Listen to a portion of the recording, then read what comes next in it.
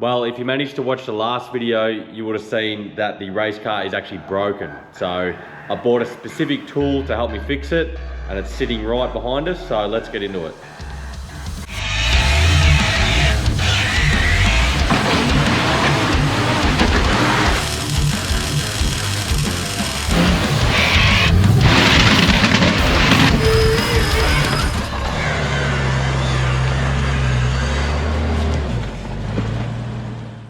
So I do actually have a planned drive coming up that I want this car going for. So that's the reason I want to fix it. I currently don't really have the time to fix it, but I'll make some time anyway and get it happening because the drive should be pretty good. There's been a lot of stuff going on in the shed and there's still a lot more to go. So I have still been busy in here doing non-car related stuff. So right at the end of the last video, if you did watch that far, I broke a hub and then suspected broke the inner short side axle, and then that took out the locker as well. So all that happened at once. I wasn't doing anything that bad, but that's what ends up happening. You know, you do 100 hard hits and then it just takes not much to break it. But I'm very surprised if that has happened. I'll be surprised, you know, because it broke the hub at the same time. So yeah, it broke a lot of stuff. So the front diff actually has to come out of this as well, and that's like an unrelated problem, but it is a kind of a weird problem. I'll get into that in another video. So this happened first, and then the stuff with the race car happened, and I thought, I'm not pulling two diff centers out back on the ground again. So I made the call and we got a 2-post hoist installed.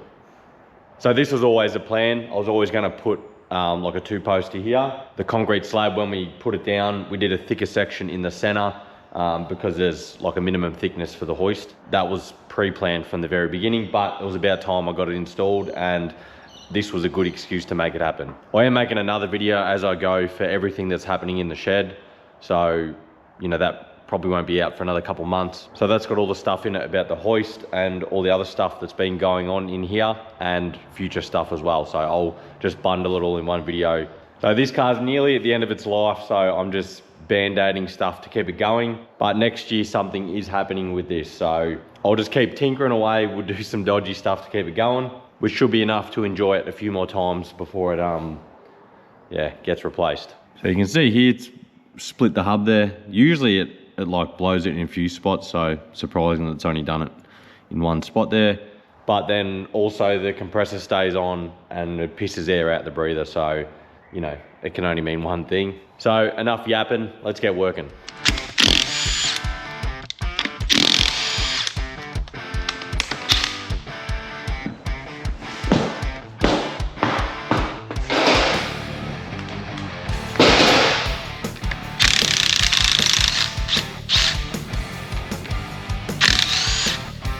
Good manual hub for sale, not cracked, still works. $400, I know what I've got.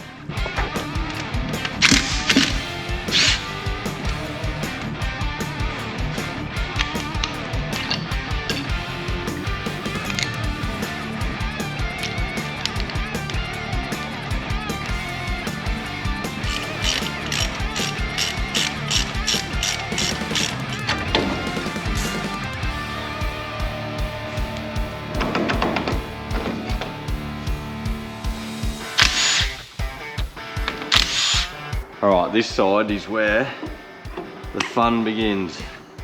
It's good.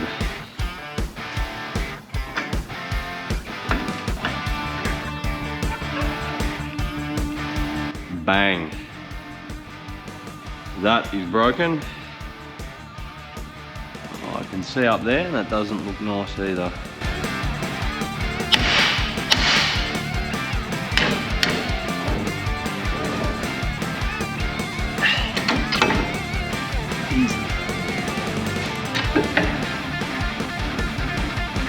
Yep, she's not straight.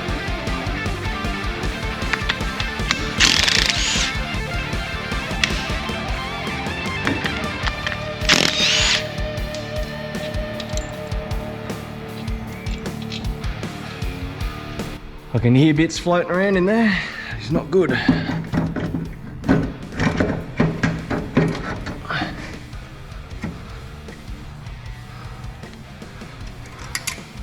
Yuck. Oh no. Oh no.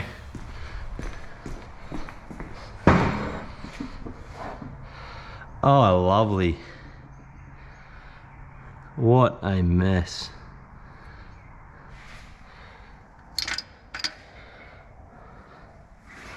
Seal housing. Some nice bits of axle. Ah. This is not good. Righto, well that's all apart and it's just as nasty as I thought it was going to be. So exactly what we suspected. The CV has broken, or the inner axle is broken inside the locker, and it's taken out, yeah, the edge of the locker, takes out the seal housing, takes out the bearing, takes it all out. Like I said, you know, hopefully, like, I'll make sure that the spline's all good, so hopefully it's just the end cap that I need. I shouldn't need the inner side gear there. And I've got spare hubs. RCV should warrant that, so I'll get another inner axle, but I do have two actually. I've got a 300M and a normal chromoly on the shelf, so, you know, realistically, I've got another locker I could rob parts of. So if I wanted to get this going for like tomorrow, I could get it going. But I'm actually going on holiday, so I just wanted to get this apart so then I could assess the damage, order parts, so then when I'm back from holidays, I can pick the parts up, because I've got like that week. So I get back on a Sunday night, and then I've got that week to get the car ready, and then we're going for a drive the following weekend. The back left coilover is leaking as well, and I've noticed that pretty much at least half of the control arm bushes are absolutely flogged out. So I don't know how much I'll get done, but anyway, I'll order some bits tomorrow. I'll come back from holidays, so stay tuned and I'll be back. Well, unfortunately, I'm back from holidays, but that does mean that I can fix this hopefully in time to go driving. So I did manage to duck down and check out the new showroom at Roadrunner Off-Road in Pakenham, and I picked up a couple little things. So picked up some axle seals, a diff gasket, some carrier bearings. They also pressed in a new short side axle for me, so that CV is ready to go. Actually forgot, I also got another packet of Colby valves. So these are valves that can be put in from the outside. I did actually use them on Queen's birthday. They come in super handy on this car when I ripped the valve out on the other set of rims. And I've got some more because that Colby valve's still in that tyre, and I'm gonna put them wheels on this car for the drive. So I thought I'll just get a couple extra Colby valves because I've got no spare at the moment. So I'll get a couple more. And of course, got a couple new jumpers and shirts. But the downside is I'm still waiting for the locker parts. So I'm still waiting for the end cap, the seal housing, the preload adjuster nut, and I think that was it. So fingers crossed they come very soon. I'll save this diff job till the very last job I have to do, just in case it comes. But absolute worst case scenario, I'll just rob bits off the other lock I've got on the shelf, which I really don't want to do. But so I will tick off some other jobs. I do have some non-existent control arm bushes in the back, so that's a major one. I actually have to do that. This back left-hand coilover is leaking oil, and it needs just a quick check over. So nothing major, it's certainly achievable, but I just got to get in and get it done. Having the two-poster hoist is going to make life very easy for every single one of them jobs. So let's get into it. So as you can tell, the bushes are in desperate need of changing. These two are nearly just as bad. So in fairness, they're second-hand bushes. Like, I just pull them out of other arms and then put them in. They don't tend to last overly long, so I'll just use up all my second-hand ones. And just while the car's in the condition that it's in, I'll just keep throwing second-hand ones at it. When the update comes, it'll get all fresh new stuff. All right, well, the control arms are back in. I just went out to Mum and Dad's to push some better bushes in them.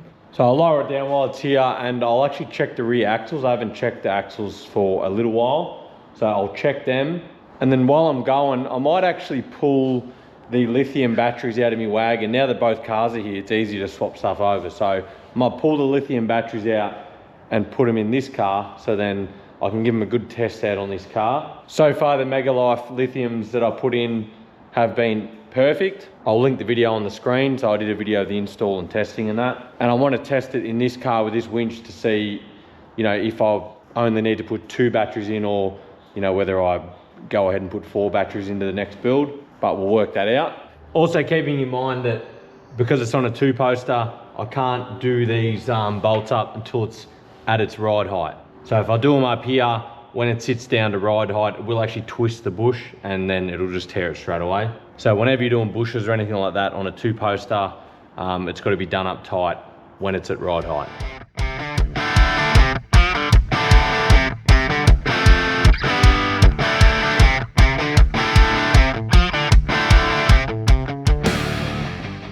All right, well, they're out. And so what I do is I grab something straight with this ruler, or I think I got a square, and I run it down the spline. And if it's not perfectly straight, I don't put them back in. Like, even if they're just twisted, I mean, they'll probably be all right, but I'd rather not risk it. You know, like, I've already taken out the front locker and it's costed me who knows how much. You know, you put a twisted rear axle back in and it breaks and takes a locker out in the rear, and then you're doing the whole process again. I suppose that is a trade-off of having horsepower. You know, this stuff happens, but on the next build, this shouldn't be a problem. We've got some updates coming. All right, so I slapped the rear axles back in. They were borderline what I would consider okay, but yeah, they'll be all right for another couple runs, hopefully. I know one of my bump stops has got no gas in it, and I just sort of check the other one. So I'll gas both of them up. I'll maybe check the shocks as well. So I've got my little kit here, the gauge, nitrogen bottle with the regulator. Hook it on and gas it all up with nitrogen. I am starting to do some shock servicing, valving, rebuilding. So if you do have any shocks that you want revalved or rebuilt, hit me up. I'll see if I can do them. But for now, I think I'll slap 250 PSI on the bump stops. So currently it's got 160. I cracked the bottle.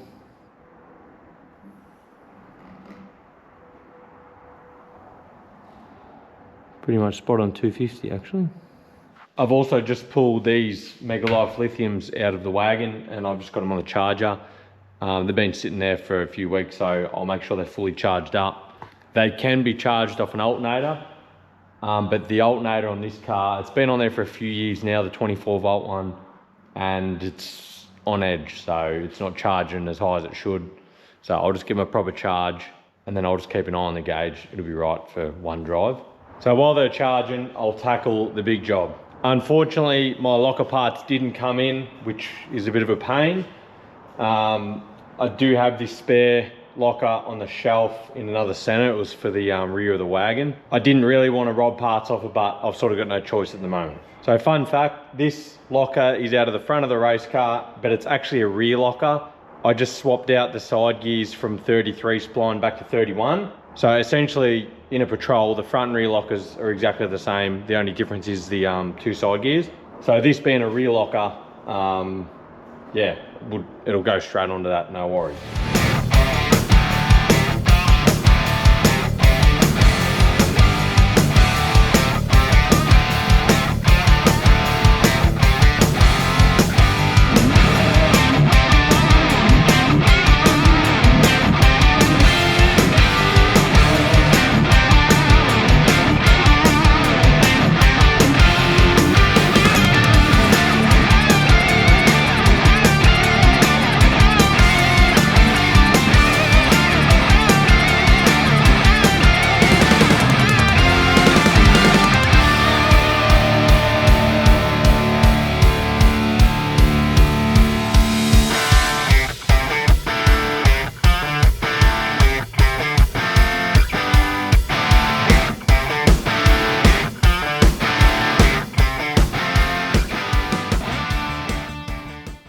That was a pain. So it didn't set up that good. I don't have the right tools that I'd like to have to set up a diff, but like the gears aren't in good condition.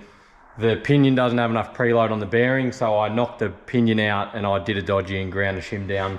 It's still not right, but it's good enough. But with the condition that this is actually in, like, it should only be on the shelf as a last resort, as a spare. But I want to go driving, so it's going to get put in. Hopefully it lasts. So I've got a seal housing coming in the morning, and that's all I'm waiting for. With that, then I can actually put it back together. I might actually throw these batteries in while I'm waiting. All right, so I'm running out of time pretty quickly, so skip ahead a little bit. The job's done. Every time I do a front center job, I'm reminded how much I hate it.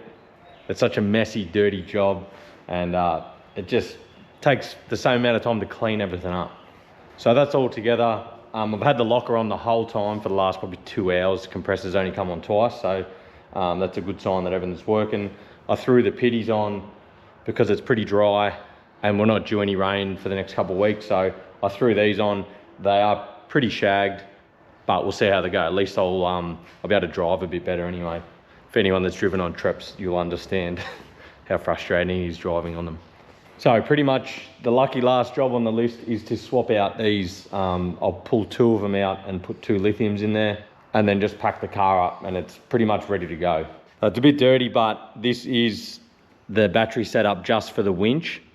So these are just Delcore 31 1000, so 1000 cranking amp batteries. There's 4 of them. So I've hooked 2 up in 24 volt and then 2 up in 24 volt. And then I've joined the banks together. So essentially it's just one big bank of batteries. There's 2 earth cables and then 2 power cables that go into the cab for isolators and then out to the front of the winch. It's all 120 mil cable. So it's like pretty big. So the wiring is, there's 2 12 volt batteries here, and then we hook a wire up in series, and that is negative to positive. So I've done that twice, and that would make 2 banks of 24 volt. And then we hook them up in parallel. So that's positive, positive, and negative, negative.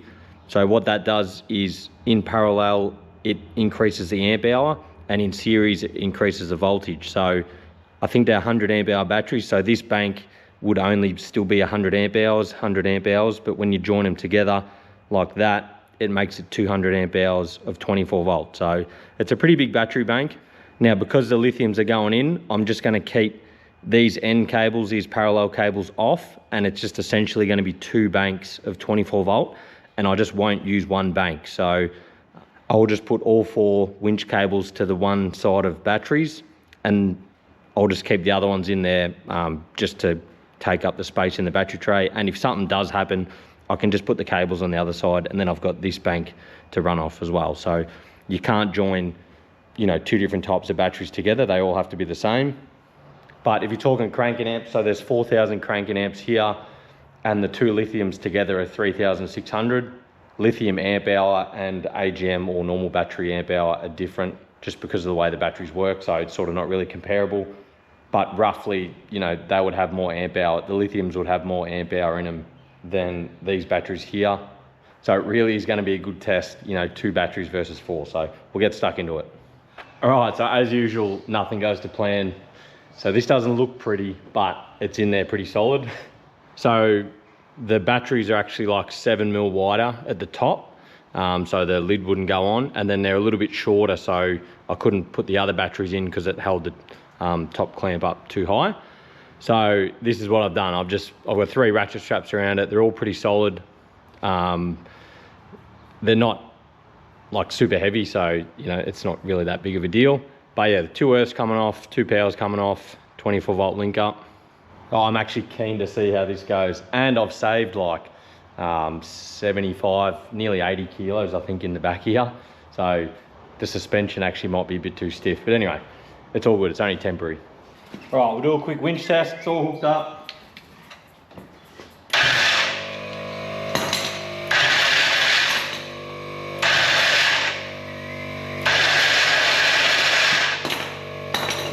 Good. So that actually sounds pretty promising. Got heaps of zing about it, so that's going to be fun to test out. It actually sounds like it's got a fair bit more go about it, just going in and out free. But yeah, the real test to be under load. So sorry about the rush back end of this video. I've got like 2 or 3 guests coming tonight. You will actually see them all in the next driving video. So I just wanted to get this done, and I've got to clean the shed out because I'm firing up the barbecue. But the car is as ready as it's going to be. Hopefully it survives a few more drives, and we'll give this winch a good test out tomorrow. The next video will be a driving one, so stay tuned and I'll catch you on the next one.